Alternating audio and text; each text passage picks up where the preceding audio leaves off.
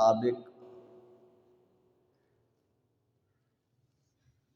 اس کی 27 رجب المرجب کی رات کو اللہ کریم نے اپنے حبیب صلی اللہ علیہ وسلم کو سفر معراج کرایا اور پھر اس کا تذکرہ اللہ نے قرآن میں بیان کر دیا۔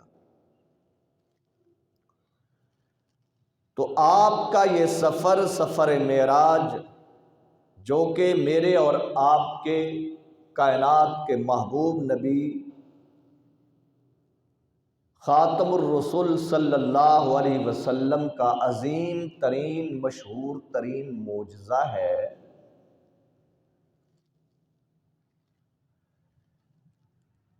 تو آپ کے اس سفر معراج کے بارے میں آپ حضرات کو علم ہے کہ ہمارا تقریباً تیسرا جمعہ ہے۔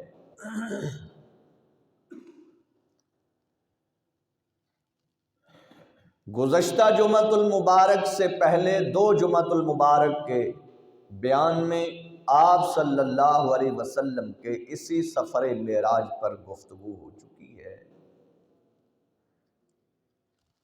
تو انشاءاللہ العزیز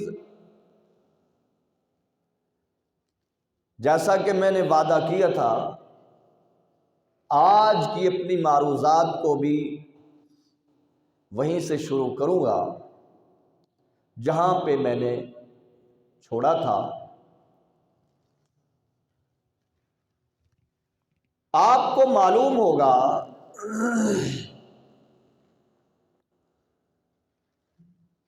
کہ آپ صلی اللہ علیہ وسلم نے فرمایا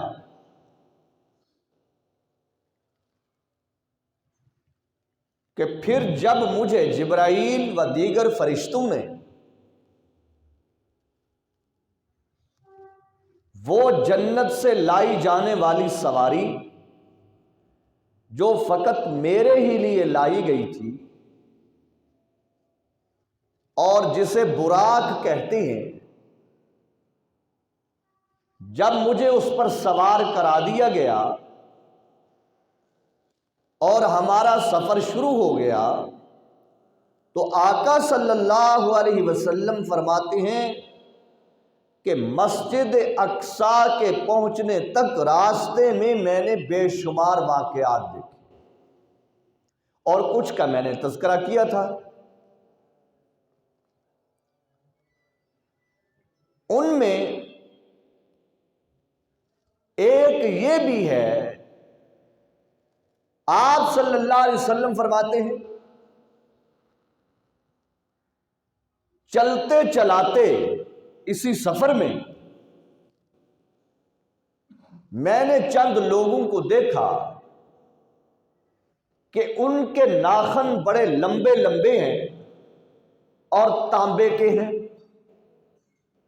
جس سے وہ لوگ اپنے چہروں کو اور اپنے سینوں کو چھیل رہے ہیں اپنے ناخنوں کے ساتھ۔ آپ صلی اللہ علیہ وسلم فرماتے ہیں کہ میں نے پوچھا جبرائیل یہ کون لوگ ہیں جن کے ناخن اتنے لمبے لمبے ہیں اور یہ اپنے ناخنوں سے اپنے چہروں کو اور اپنے سینوں کو چھیل رہے ہیں؟ جواب ملا ہے محبوب کملی والے، یہ آپ کی امت کے وہ لوگ ہیں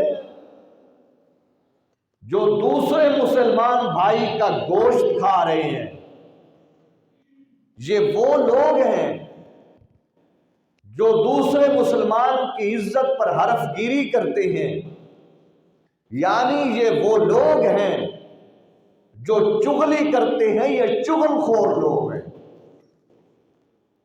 تو گویا کہ کسی کی چغلی کرنے والا وہ یوں ہے، آپ صلی اللہ علیہ وسلم نے فرمایا جیسا کہ وہ اپنے بھائی کا گوشت کھا رہا ہے۔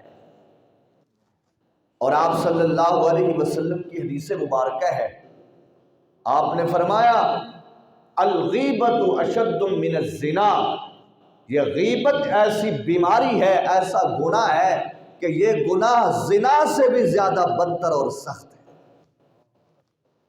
اس وقت جو ہمارے معاشرے کے اندر ناسور پکڑ چکا ہے، جڑ پکڑ چکا ہے، ناسور بن چکا ہے، رائج ہو چکا ہے، مشہور ہو چکا ہے، عام ہو چکا ہے، رائج ہو چکا ہے، میرے بھائیوں ہم کبھی نہیں سوچتے دیکھتے بات کرتے ہوئے، مسجد میں بیٹھے ہیں تو چغلی، دفتر میں بیٹھے ہیں تو چغلی، گھر میں بیٹھے ہیں تو چغلی، دکان پہ روزی کے اڈے پہ بیٹھے ہیں تو چغلی۔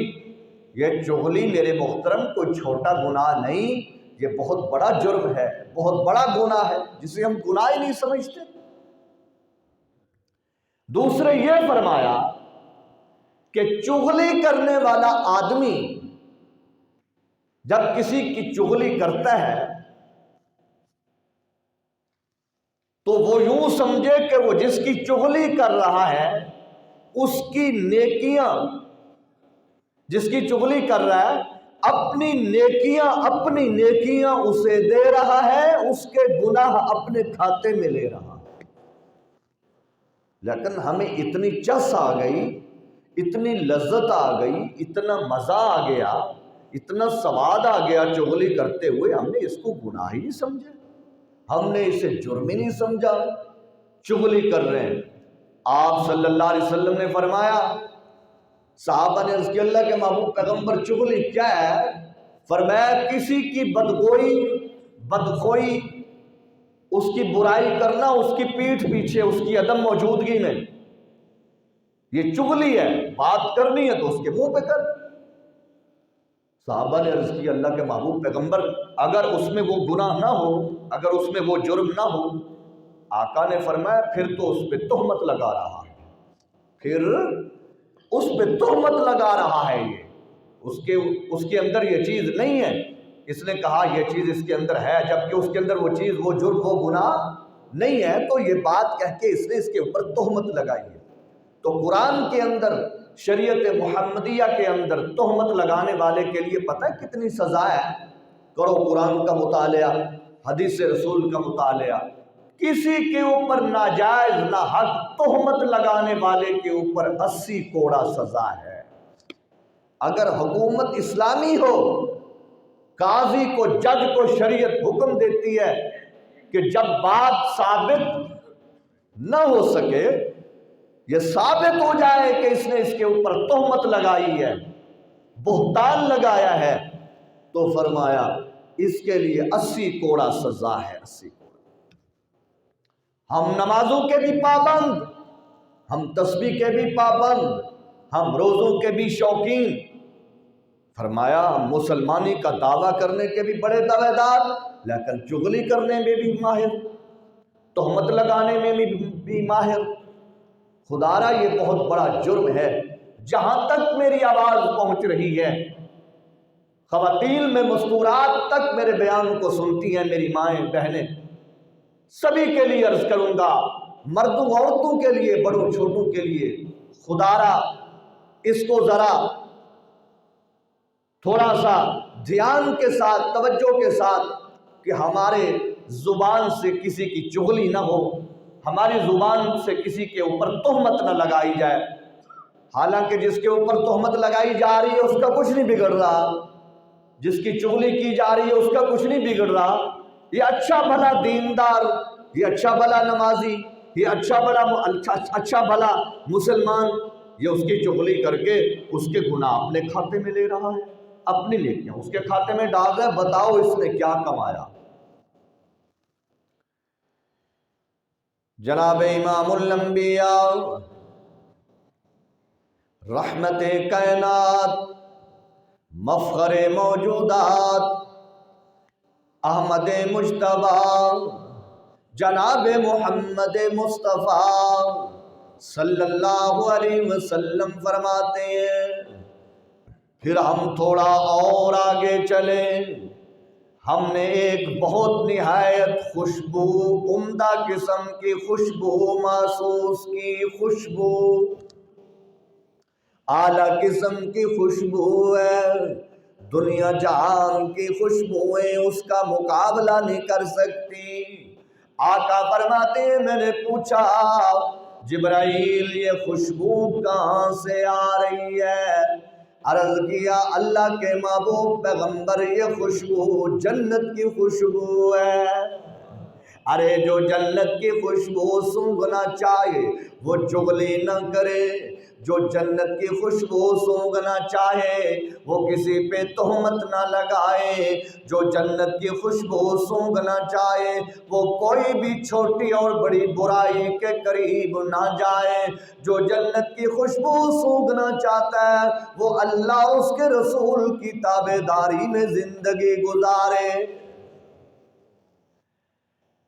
کرے اللہ اور اس کے رسول کو ناراض کرنے والے کام، اور کہے کہ میں جنت کا ٹھیکیدار بن جاؤں، کہے کہ میں جنت کا حقدار بن جاؤں، یہ اس کے لیے خیال است و محال است، یہ اس کی سوچ غلط ہے۔ آقا فرماتے ہیں پھر ہم تھوڑا اور آگے گئے، انتہائی گندی بدبو محسوس ہونے لگی۔ اللہ کے محبوب پیغمبر فرماتے ہیں میں نے پوچھا جبرائیل یہ کیا جگہ ہے، کون سی جگہ ہے اور یہ کون سی گندی بدبو آ رہی ہے؟ عرض کیا جبرائیل امین نے اللہ کے محبوب پیغمبر یہ دوزخ کی بدبو ہے۔ لوگوں دوزخ نام ہی کوئی اچھا نہیں ہے، اچھا نام جنت ہے۔ دوزخ کا ماحول کوئی اچھا نہیں ہے، اچھا ماحول جنت کا ماحول ہے۔ دوزخ کے اندر کوئی اچھی چیزیں تو ہیں نہیں، جنت کے اندر سبھی اچھی چیزیں ہیں۔ اللہ کریم مجھے اور آپ کو پورے عالم انسانیت کے مسلمانوں کو جنت کا مستحق بنائے اور دوزخ سے محفوظ فرمائے۔ آپ صلی اللہ علیہ وسلم فرماتے ہیں چلتے چلاتے ہم پہنچ گئے وہاں پہ جس مقام کا ذکر اللہ نے قرآن میں کیا ہے، کیا فرمایا لیلا من المسجد الحرام الى المسجد الاقصی۔ کہاں پہنچ گئے؟ مسجد اقصی پہنچ گئے۔ مسجد اقصی جو اس وقت یہودیت کے پنجے میں ہے، جو اس وقت یہودیت کے نرغے میں ہے۔ لوگوں دعا کرو اللہ کریم قبلہ اول کو ظالموں کی چکی سے نجات عطا فرمائے۔ اللہ کے ہاں کوئی دیر نہیں ہے، اللہ کو ساری قدرتیں ہیں، اللہ کو سارے اختیارات ہیں۔ اللہ کریم اپنے بندوں میں سے کوئی مرد مجاہد کھڑا کر دے جو ایک ہی بار سے تمام یہودیت کے سر تن سے جدا کر دے اور مسجد اقصی کو آزاد کرا دے۔ لوگوں اللہ کریم چاہے تو ابابیلوں سے اپنے گھر کا تحفظ حفاظت کروا سکتے ہیں، اللہ کو سارے اختیار ہیں۔ اللہ کے محبوب پیغمبر فرماتے ہیں مسجد اقصی کے دروازے کے سامنے ہم جا کے ٹھہرے ہیں، رکے ہیں، ہم اپنی سواری سے اترے ہیں، بہت بڑا ایک پتھر پڑا ہوا ہے۔ میں کیا دیکھتا ہوں جبرائیل امین نے اس پتھر میں سے انگلی کے ساتھ ایک سوراخ کیا۔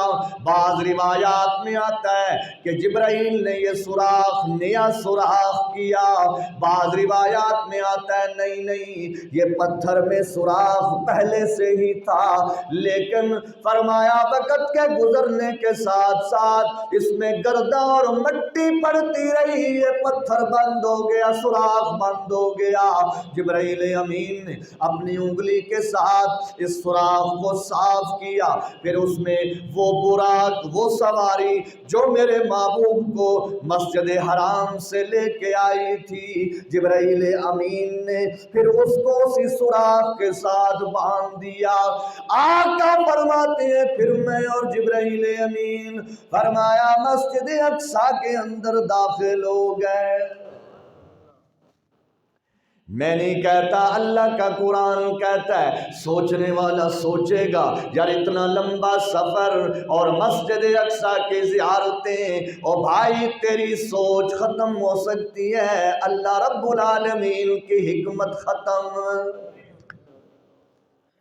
قرآن نے جو کہہ دیا تو بس سچ کہا نا، قرآن نے سچ کہا ہے نا، قرآن نے سچ کہا ہے، جو قرآن نے فرمایا تو سچ فرمایا، اور جو حکم میرے محبوب پیغمبر نے فرمایا تو سچ فرمایا۔ فرمایا امام الانبیاء صلی اللہ علیہ وسلم فرماتے ہیں ہم مسجد اقصیٰ میں داخل ہوئے، آقا پھر آپ نے کیا کیا؟ فرمایا مسجد اقصیٰ میں داخل ہوتے ہی ہم نے پہلا کام یہ کیا، ہم نے 2 رکعت نماز تحیت المسجد پڑھی ہے۔ کتنے رکعت؟ 2 رکعت۔ فرمایا جو بندہ بھی مسجد میں آئے وضو کر کے مسجد میں آئے، وضو کر کے مسجد میں آئے، نماز کا ٹائم وہ نماز پڑھنے کے لیے آئے، اگر اس کے پاس وقت ہے، اگر ویسے بھی اللہ کے گھر میں اللہ توفیق دے، نہیں ہونا یہ موڑ ہوتا تے آمین کہہ دیں، نری میری سوری نہ دیکھیا کرو، اگلی گل کی کہنی وہ بھی نال قابلہ فٹ کریا کرو۔ فرمایا جو آدمی مسجد میں آئے، آمنہ کے لال محبوب رب ذوالجلال نے فرمایا، اور اس کے پاس ٹائم بھی ہو اور مکروہ وقت بھی نہ ہو، فرمایا وہ 2 رکعت نماز تحیت المسجد کی نیت سے 2 نفل پڑھ لیا کرے۔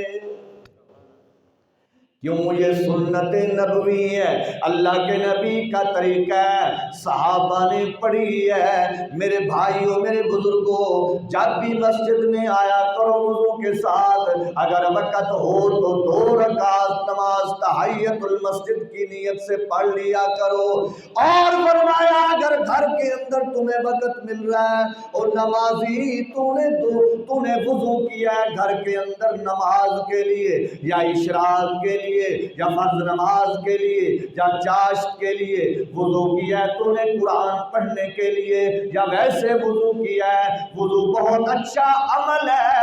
اللہ کے نبی نے فرمایا وضو مومن کا ہتھیار ہے، اگر آدمی وضو کر لے تو فرمایا 2 رکعت نماز تحیت الوضو پڑھ لیا کرے۔ سانوں تے فرضاں دا ٹائم بڑا اوکھا لگتا ہے، اتنے وادو کام تسی مولوی صاحب سے میں لاتا ہے 2.5 رکعت۔ میرے دوست میرے بھائی میرے پیارے، نماز دی نیت بنا، نماز دا ذہن بنا۔ نمازی آدمی دی زندگی چ بڑی برکت ہے، نمازی آدمی دے مال چ بڑی برکت ہے، نمازی آدمی دی اولاد چ بڑی برکت ہے، نمازی آدمی دی گل چ بڑی برکت ہے۔ ان قریب وہ دی نماز وہ دے برے کماں تو روک دے۔ ان الصلاۃ تنہی عن الفحشاء والمنکر۔ فرمایا امام الانبیاء صلی اللہ علیہ وسلم نے ہم نے 2 رکعت نماز تحیت المسجد ادا کی، پھر فرمایا اذان دینے والے نے اذان دی، اذان بھی ہوئی، اذان دینے والے نے اذان دی ہے، تو فرمایا آقا فرماتے ہیں میرے اور جبرائیل کے استقبال کے لیے ہمارے جانے سے پہلے کچھ فرشتے جنت سے آ چکے تھے استقبال کے لیے مسجد اقصیٰ میں۔ فرمایا پھر اذان دینے والے نے اذان دی، فرمایا کیا دیکھتا ہوں میں، پھر قطاریں لگ گئیں، نمازیوں کی قطاریں لگ گئیں، صفیں مکمل ہو گئیں، نمازیوں کی صفیں مکمل ہو گئیں۔ اللہ کے محبوب پیغمبر صلی اللہ علیہ وسلم نے فرمایا ہم بھی کھڑے ہیں، صفیں لگی ہوئی ہیں، نمازیوں کی صفیں لگی ہوئی ہیں۔ پھر تکبیر کہنے والے نے تکبیر کہی، فرمایا ایک دوسرے کے چہرے کی طرف دیکھ رہے ہیں، ایک دوسرے کی طرف سبھی لوگ دیکھ رہے ہیں۔ پھر جبرائیل امین نے میرا بازو پکڑ کے مجھے نماز پڑھانے کے لیے آگے کھڑا کر دیا۔ اللہ کے محبوب پیغمبر आमना के लाल महबूब रब्बे जुल जलाल को आगे खड़ा करना किस लिए फरमाया? आज अल्लाह करीम ये इस बात की फरमाया, इस बात को वाज़े करना चाहते हैं कि लोगों, मेरे महबूब पैगंबर नबियों के भी नबी हैं। फरमाया नमाज पढ़ाई, आका फरमाते हैं मैंने नमाज पढ़ाई। नमाज पढ़ाने के बाद फरमाया मैंने पूछा जिब्राइल अमीन ये कौन लोग हैं जिनको मैंने नमाज पढ़ाई है? जिब्राइल अमीन अर्ज करते हैं अल्लाह के महबूब पैगंबर ये आपसे पहले आने वाले तमाम के तमाम नबी हैं। तो मैं क्यों न कहूँ कुरान की आयत सच्ची है और यकीनन सच्ची है। क्या मा काना मुहम्मदुन अबा अहदिन मिर रिजालिकुम वलाकिन रसूलल्लाहि व खातमन नबिय्यीन व काना अल्लाहु बिकुल्लि शैइन अलीमा। ओ लोगों, मेरे नबी ज़मीनों के भी नबी, मेरे नबी आसमानों के भी नबी, मेरे नबी हैवानों के भी नबी, मेरे नबी जानवरों के भी नबी, मेरे नबी इंसानों के भी नबी, मेरे नबी जिन्नात की भी नबी, मेरे नबी चांद के भी नबी, मेरे नबी सितारों के भी नबी, मेरे नबी सूरज के भी नबी, मेरे नबी इस काली रात के भी नबी, मेरे नबी रोशन दिन के भी नबी, मेरे नबी अंबिया के भी। फरमाया 2 रकात, फरमाया नमाज पढ़ाई हमने उनको। मैंने पूछा जिब्राइल अमीन ये कौन थे? अर्ज किया आका ये आदम से लेकर जनाब ईसा रूहुल्लाह तक सब अंबिया थे जिनको आपने नमाज पढ़ाई है। फरमाया इसी पे शायर कहता है, इसी नक्शे को खींचता है, क्या कहता है? खड़े ने मुंतजिर सारे नबी अक़सा दी मस्जिद विच, खड़े ने मुंतजिर सारे, खड़े ने मुंतजिर सारे नबी अक़सा दी मस्जिद विच। इमामुल अंबिया आए, इमामुल अंबिया आए, कतारा मुस्करा पैया। चमंदा आ गया माली, चमंदा आ गया माली। ये चमन ही खड़ा हुआ है सारे का सारा, आदम भी उसी चमन का फूल। याह्या सुलेमान इदरीस याकूब यूसुफ दानियाल यूशा, फरमाया सारे के सारे उसी चमन के फूल है। तो शायर कहता है चमंदा आ गया माली, बहारा मुस्करा पैया, खिले ने फूलते कलियां, खिले ने फूलते खलियां, हजारा मुस्करा पैया, चमंदा आ गया माली।